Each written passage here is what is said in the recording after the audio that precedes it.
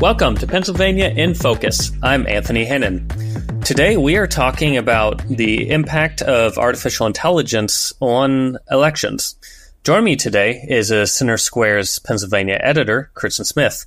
Kristen, so we have a bill that's looking to deal with deepfakes. What exactly does that mean, and how does that affect elections? Most people have probably come into contact with an AI deepfake already. And at this point in time with technology, if you're seeing an AI image or even a video, it's kind of clear that that's what it is, even though it looks pretty convincing. But there's also deepfakes with phone calls, all kinds of media, really, that you can consume. A person's voice can be mimicked, their image can be used and construed. And obviously, this is something that you see circulating on social media. Where it becomes a concern is when it comes to elections. So this bill, there's one in the Senate and then there's a similar one in the House, but this legislation wants to get out ahead, essentially, of the way that these AI deepfakes could impact the results of an election. The bill that's been proposed, it's got Democrat and Republican support. It would basically give standing in civil court for maligned candidates to sue for damages for deepfakes that are thought to have caused election interference. Usually it has to be within 90 days of an election to actually happen. So it's just in the beginning stages now, but it's something that's happened in other states and is lawmakers saying they're taking a proactive approach to this issue. Yeah, it seems like this is not necessarily election related, but recently we saw in the northern tier a scam attempt that was using a state representative's voice to basically tell people to go and donate, and he's endorsing it. So we're seeing, this seems to be more of just a theoretical problem, though I don't think we've seen anything specifically electoral related in Pennsylvania. Other states actually have, right? Sure. So the most high-profile recent example of this would have been in New Hampshire. Just in the days leading up to the primary election, voters were getting a robocall from what sounded just like Joe Biden telling them, hey, save your votes for the November election. Don't even bother going out in the primary.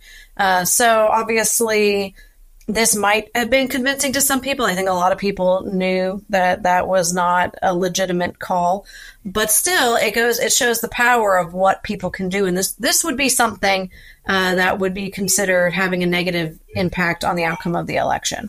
So New Hampshire, they started working on legislation that is almost identical to what we're talking about in Pennsylvania to prevent this sort of thing from happening in the future.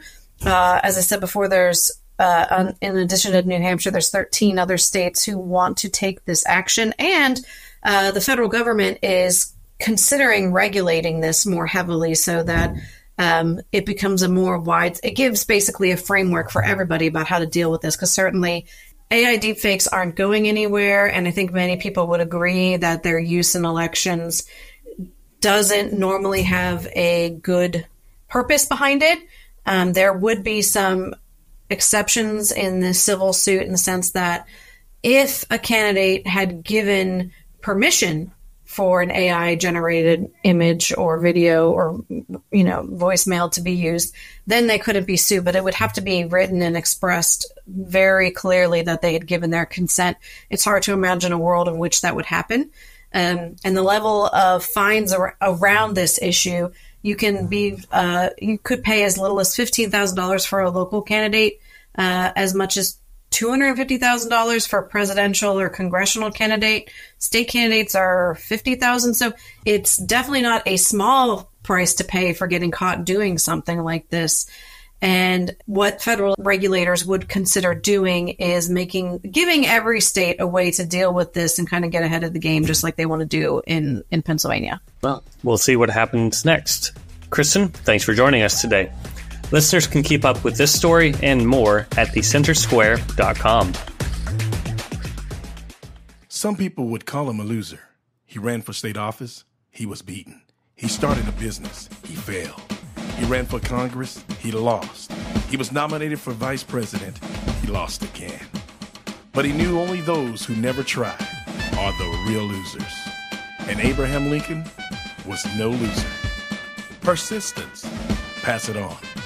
From the Foundation for a Better Life at Value.